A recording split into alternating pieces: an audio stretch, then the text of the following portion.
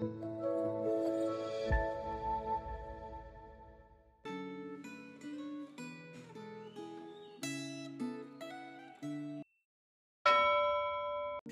jemaat yang dikasihi Tuhan. Hari ini kita akan belajar firman Tuhan dengan tema Berita yang meninggikan Kristus. Sebelum kita merenungkan firman Tuhan, mari kita berdoa. Ya Tuhan, pimpin dan sertailah perenungan kami. Kiranya firman-Mu memandu langkah hidup kami sepanjang hari ini. Dalam nama Tuhan Yesus kami berdoa. Amin. Firman Tuhan hari ini diambil dari Kisah Para Rasul, pasal 3, ayat 11 sampai ayat 26. Saya akan membacakan ayat 11 sampai 20. Karena orang itu tetap mengikuti Petrus dan Yohanes, seluruh orang banyak yang sangat keheranan itu datang mengerumuni mereka di serambi yang disebut Serambi Salomo. Ketika Petrus melihat hal itu, ia berkata kepada orang banyak itu, "Hai orang Israel, mengapa kamu heran tentang kejadian itu? Dan mengapa kamu menatap kami seolah-olah kami membuat orang ini berjalan karena kuasa atau kesalehan kami sendiri? Allah Abraham, Ishak dan Yakub, Allah nenek moyang kita, telah memuliakan hambanya, yaitu Yesus yang kamu serahkan dan tolak di depan Pilatus, walaupun Pilatus memutuskan untuk melepaskan dia. Namun, kamu telah menolak yang kudus dan benar, serta menghendaki seorang pembunuh untuk diberikan kepada kamu. Kamu telah membunuh perintis kehidupan, tetapi Allah telah membangkitkan dia dari antara orang mati. Tentang hal itu, kami adalah saksi. Karena kepercayaan kepada nama Yesus, nama itu telah menguatkan orang yang kamu lihat dan kenal ini. Kepercayaan itu telah memberi kesembuhan kepada orang ini di hadapan kamu semua. Nah, saudara-saudara, aku tahu bahwa kamu telah berbuat demikian karena kamu tidak tahu apa yang kamu lakukan. Sama seperti semua pemimpin kamu.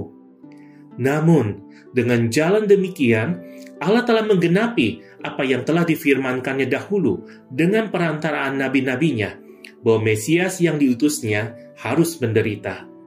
Karena itu, sadarlah dan bertobatlah, supaya dosamu dihapuskan, agar Tuhan mendatangkan waktu kelegaan dan mengutus Yesus yang ditetapkan bagimu sebagai Kristus.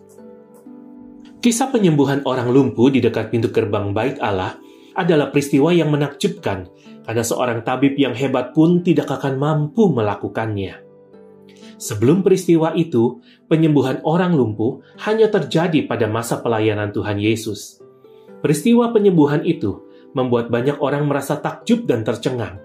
Perhatikan bahwa orang lumpuh yang telah disembuhkan itu merespon dengan melompat-lompat dan memuji Allah. Sedangkan orang banyak itu merespon dengan menunjukkan keheranan terhadap Petrus dan Yohanes yang mereka anggap sebagai orang yang memiliki kuasa untuk menyembuhkan. Sikap Rasul Petrus terhadap respon yang muncul memperlihatkan bahwa motivasi para rasul itu bukan untuk mencari nama.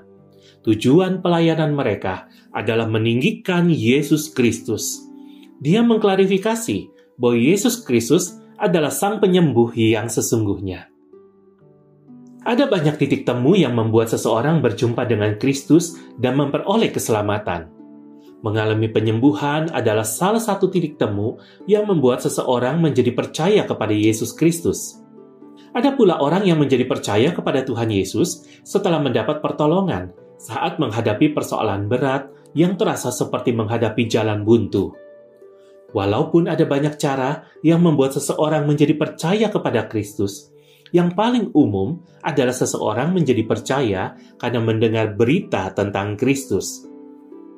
Perhatikan bahwa dalam khotbah Rasul Petrus di Serambi Salomo, pembahasan tentang penyembuhan itu hanya mengambil porsi yang sangat kecil.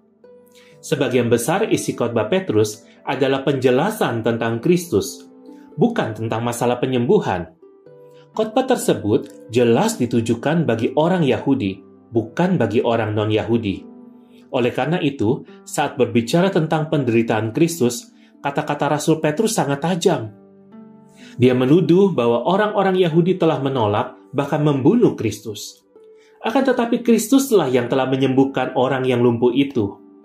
Ketidaktahuan telah membuat orang-orang Yahudi bertindak salah. Akan tetapi, sikap dan tindakan orang Yahudi yang salah itu justru telah membuat nubuat perjanjian lama tentang Yesus Kristus, Sang Mesias, digenapi. Apakah Anda telah menerima keselamatan yang tersedia di dalam Kristus? Apakah Anda sudah menjadi saksi yang meninggikan Kristus dengan ikut meneruskan berita tentang Kristus yang pernah Anda dengar kepada orang lain? Apakah berita tentang keselamatan di dalam Kristus merupakan berita utama yang sering disampaikan di gereja Anda? Mari kita berdoa. Bapa dalam surga, kami bersyukur untuk keselamatan yang Engkau kerjakan bagi setiap kami di dalam dan melalui karya Kristus di atas kayu salib. Kami rindu Tuhan, setiap kami yang sudah diselamatkan oleh Tuhan, boleh jadi saksi-Mu, jadi saksi yang meninggikan Kristus, jadi saksi yang meneruskan berita tentang Kristus yang sudah kami dengar lebih dulu kepada orang lain. Biar Tuhan memberikan belas kasihan kepada kami, sehingga kami dengan hati yang berbelas kasihan kepada sesama, kami juga menjadi alat pembawa damai daripada Tuhan. Tolonglah setiap kami ya Tuhan, supaya kami boleh menjadi saksi-Mu yang terus-menerus menyaksikan apa yang benar, yang terus-menerus kesaksian kami menjadi berkat bagi sesama. Jadikanlah kami orang yang menyaksikan Engkau sepanjang hari ini. Di dalam nama Tuhan Yesus kami berdoa. Amin.